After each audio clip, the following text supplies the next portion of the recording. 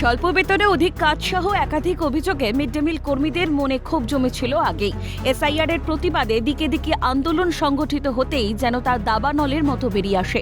Mid day meal নিয়ে যারা এতদিন আন্দোলন চালিয়ে এসেছেন তারাই আজ গণতান্ত্রিক অধিকার রক্ষার লড়াইয়ের পথে। আম্মা সংগঠনের বিডি অফিস ঘেরাও কর্মসূচি ঘিরে উত্তপ্ত হয়ে ওঠে দেগঙ্গার বেড়াচাপার চন্দ্রকেতুগড়। আম্মা সংগঠনের মূল মাথা সায়ন দাসকে মোটর বাইক থেকে নামিয়ে গ্রেফতার করে পুলিশ। জালে নেত্রী নাতাশা খান সহ মোট 7 জন।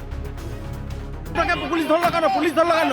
বেআইনি এসআইআর বিরোধী প্রোগ্রামের জন্য 10 মাসের মাইনে পাই, 8 মাস মানে 12 মাসের মাইনে সেজন্য এসেছি। আমাদের কোনো সরকারি স্বীকৃতি নাই, আমাদের সরকারি স্বীকৃতি জন্য এসেছি। এনআরসি বন্ধ করতে হবে। আমরা এসেছিলাম, আমাদের পুলিশে বললো যে এখানে কোনো প্রোগ্রাম হবে না। আমরা বললাম যে আমরা এসেছি, আমরা কোনো ঝামেলা করবো না, আমরা মিটিং করবো আমাদের মিড ডে মিলের জন্য। বললো যে আপনাদের স্লোগান, আমরা বললাম না আমরা সরবো না, বলে আপনাদের গ্রেফতার করা হবে। বলে ম্যাডাম দিয়ে নিয়ে গেছে, নাতাশা দি নিয়ে আমরা চলে গিয়েছে। সপ্তাহের শুরুতেই এসআইআর এর বিরোধিতায় পথে নামে আম্মা সংগঠনের কয়েকশো মহিলা। বিডি অফিসে যাওয়ার আগে আটকে দেয় পুলিশ। এরপরে বিক্ষোভকারীদের সঙ্গে পুলিশের বচসা ও ধস্তাধস্তিতে এক প্রকার রণক্ষেত্রের চেহারা নেয় গোটা এলাকা। পুলিশের গাড়ির বোনেট চাপড়িয়ে প্রতিবাদ জানাতে থাকেন আন্দোলনের অন্যতম মুখ জুবি সাহা ও নাতাশা খান।